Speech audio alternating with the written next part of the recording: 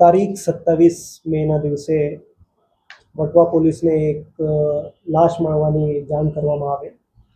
ત્યાં જઈને વટવા પોલીસે શોધખોળ કરતા આ અજાણ્યા ઈસમની લાશ પોસ્ટમોર્ટમ માટે મોકલવામાં આવી અને પછી આ બનાવ કેવી રીતે બન્યો એનો તપાસ હાથ ધરવામાં આવ્યો.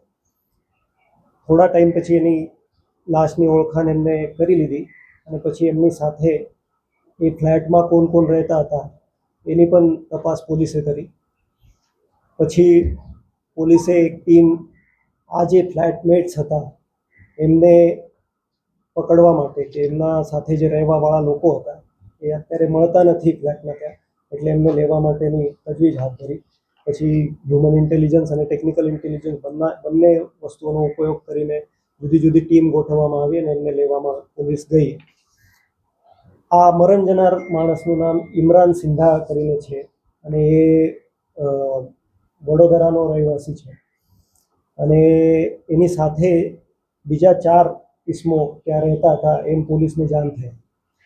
એ 4 ઇસમોના નામો હતા વિરેન્દ્રસિંહ બઘેલ ઉર્ફ વીરુ, ચંદ્રમોહન શર્મા ઉર્ફ ચંદુ, રવિકુમાર સાહુ ઉર્ફ રવિ અને એક કાયદાના સાથે સંઘર્ષમાં આવેલ કિશોર છે જેનું નામ અમે અત્યારે કહેતા નથી. તો આ 4 લોકોની શોધખોળ પોલીસે શરૂ કરી. પછી પોલીસ એમના પાછળ જે રીતે માહિતી મળતી ગઈ એમના પાછળ પોલીસ અમારી ટીમ મોકલવામાં આવેલ એ ત્યાં જઈને એમના પીછા કરતી હતી. એ લોકો પહેલાં જયપુર ગયા, જયપુરથી ધોલપુર, આગ્રાથી ફતેહબાદ, મથુરા, વૃંદાવન, વઝીરાબાદ, ફરી ફતેહબાદ.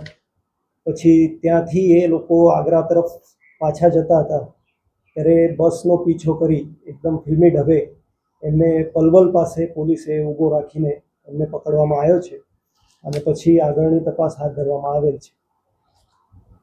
આ લોકોનું સ્ટેટમેન્ટ લેતા એ લોકોનું કહેવું એમ છે કે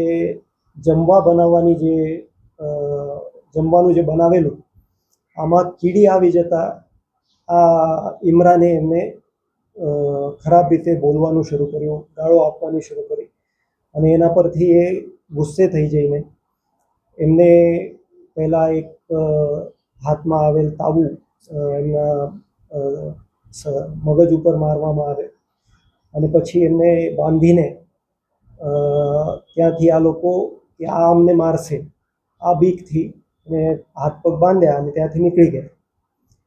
હવે તપાસ દરમિયાન અને પોસ્ટમોર્ટમ દરમિયાન અમે આ એન્શ્યોર કરવાનો પ્રયાસ કરીએ છીએ કે આ માણસ એક્ઝેક્ટલી આ તાવાના એનાથી મર્યો છે કે એને ગળો દબાવવાથી મારવામાં આવ્યો છે કે એ ગેગિંગથી મર્યો છે કે જેનાથી ગુંગળામણ થઈ ગઈ ત્યાં બાંધેલો હોવાના કારણે અને એ મર્યો ગયો છે. પોસ્ટમોર્ટમ રિપોર્ટમાં ગેગિંગનો રિપોર્ટ આવ્યો છે. બાકી તપાસ આગળ અમે હાથ ધરી છે અને આ લોકોના વર્ઝન્સ અને તપાસ જે પ્રાસંગિક પુરાવા અમને મળે છે એને એકબીજાની સાથે જોડીને અમે છેલ્લી તપાસ આપને બ્રીફ કરીશું. સૂરજકુમાર હતો એનો શું રોલ હતો? એને કીધું કે હું 1 મહિનાથી આ મકાન છોડીને જતો રહ્યો છું. હા, એ